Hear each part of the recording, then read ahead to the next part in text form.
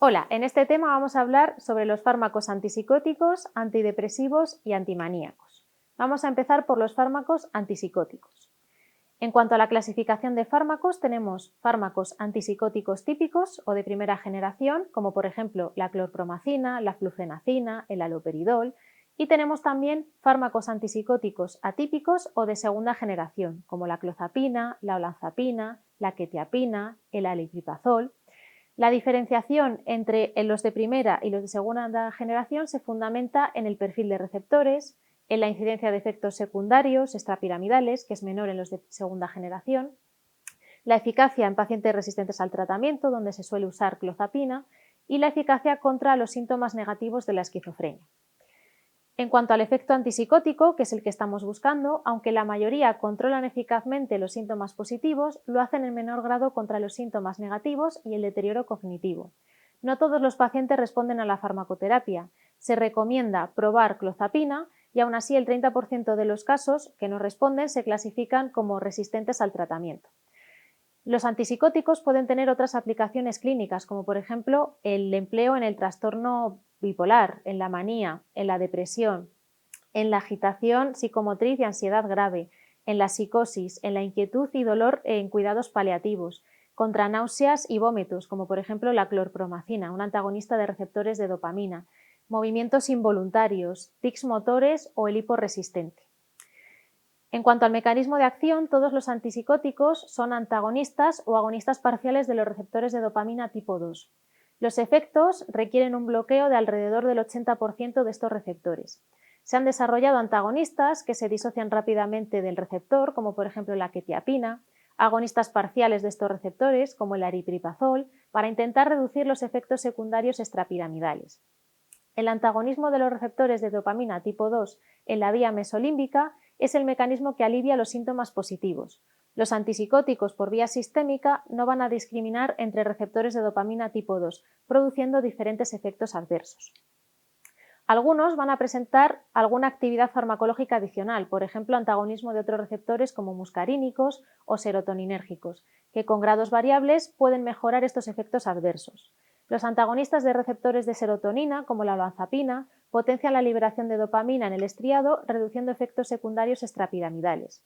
Si el antagonista de dopamina tipo 2 también presenta actividad antagonista de tipo muscarínico, contrarresta efectos adversos extrapiramidales. ¿Qué efectos secundarios extrapiramidales podemos tener? Por bloqueo de los receptores de dopamina tipo 2 en la vía nigroestriada. Es el principal inconveniente de los antipsicóticos de primera generación y comprenden dos tipos principales de trastornos motores. Las distonías agudas, movimientos involuntarios como agitación, espasmos, suelen producirse en las primeras semanas y se atenúan posteriormente. Luego tenemos la discinesia tardía, que afecta tras meses o años de tratamiento al 20 o 40% de los pacientes tratados con antipsicóticos de primera generación. Es un cuadro incapacitante y a menudo irreversible, que suele empeorar incluso a la retirada del fármaco. La incidencia de estos trastornos es menor con los nuevos antipsicóticos atípicos y especialmente baja con el uso de clozapina y aripiprazol.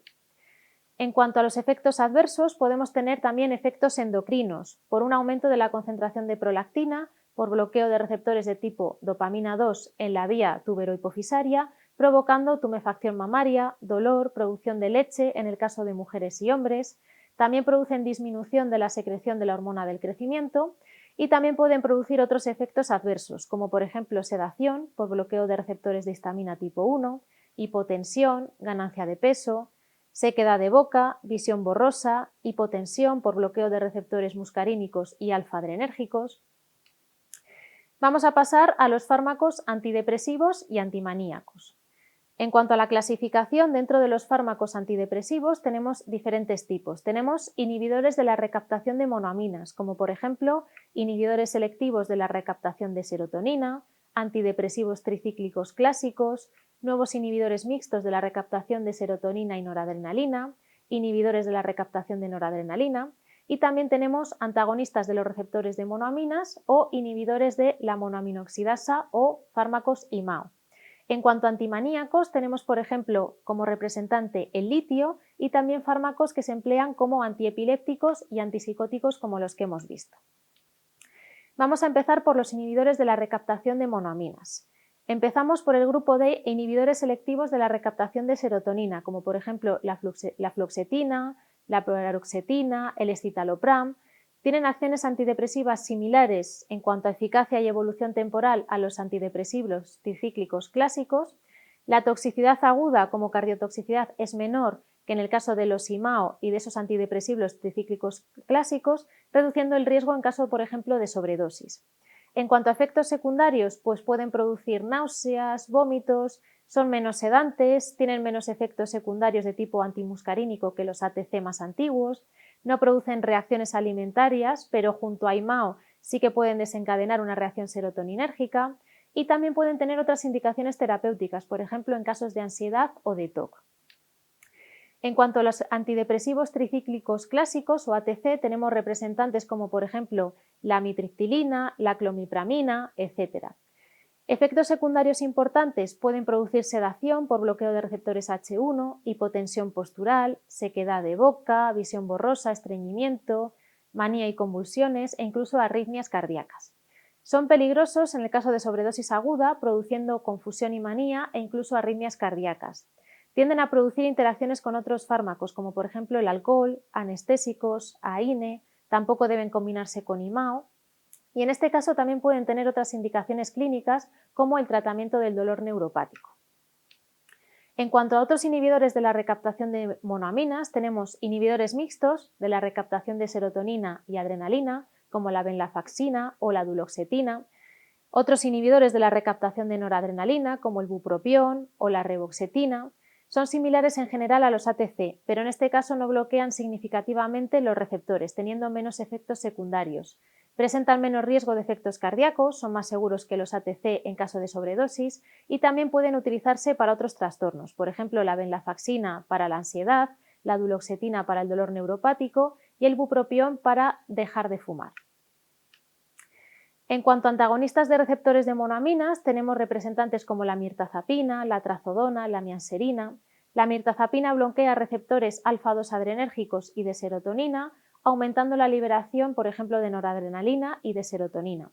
Puede actuar más rápido que otros y produce menos náuseas y disfunción sexual, por ejemplo, que los inhibidores de la recaptación de serotonina. La trazodona bloquea receptores de serotonina y la recaptación de la misma.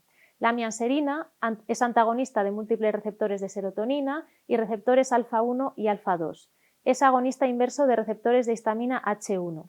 El riesgo de depresión de médula ósea es su principal problema y por eso su uso está en disminución. En cuanto a efectos secundarios cardiovasculares, también son menores que en el caso del empleo de los ATC. Por último, los inhibidores de la monoaminoxidasa o IMAO. Aquí tenemos como principales representantes, por ejemplo, la tranicipromina, isocarboxiacida, que son irreversibles y de acción prolongada, no selectivos tampoco entre MAO A y B, y por ejemplo la moclobemida, que es selectivo de la MAO A de acción corta y reversible. En cuanto a los IMAO de acción prolongada, los efectos adversos que se pueden producir son, por ejemplo, hipotensión postural, efectos atropínicos, aumento de peso. La sobredosis aguda produce una estimulación del sistema nervioso central, la reacción del queso, que ya la conocemos de otros temas, que pueden aparecer incluso tras 2 semanas de interrumpir ese tratamiento. La interacción con otras aminas, por ejemplo efedrina, puede ser mortal. En el caso de la moclobemida, del otro grupo reversible selectivo de acción corta, se puede utilizar para depresión mayor, para fobia social. La reacción al queso y otras interacciones son menos graves y la menor duración que los IMAO al ser reversibles. Se utilizan mucho menos que otro tipo de antidepresivos por sus efectos secundarios, por sus interacciones graves, como hemos comentado. Están indicados en casos de depresión mayor si no hay respuesta a otro tipo de tratamientos. Vamos a pasar a los antimaníacos. El primer representante que tenemos es el litio. El litio es capaz de permear los canales de sodio, tiende a acumularse en el interior de células excitables y su mecanismo de acción está relacionado con la interferencia en la formación de trifosfato de inositol y la inhibición de quinasas. Está indicado, por ejemplo, en la profilaxis y el tratamiento de la manía, en la profilaxis también del trastorno bipolar o unipolar. La ventana terapéutica es muy estrecha y la acción es de larga duración, por eso es necesario la vigilancia de los niveles y el ajuste de dosis si es necesario. Puede tener efectos tóxicos agudos, producir trastornos tiroideos, alteración cognitiva en el caso de uso crónico, se elimina por vía renal y se reduce por reabsorción tubular proximal. Por eso es peligroso el uso del litio también con diuréticos. Otros representantes que tenemos como antimaníacos son los antiepilépticos y los antipsicóticos.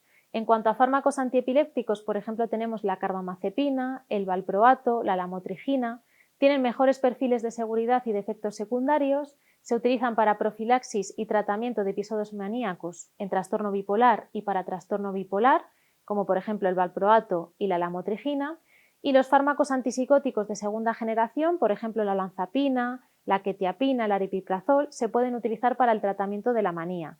En depresión bipolar suelen usarse junto con litio o valproato y la olanzapina se utiliza en combinación, por ejemplo, con fluoxetina. Muchas gracias.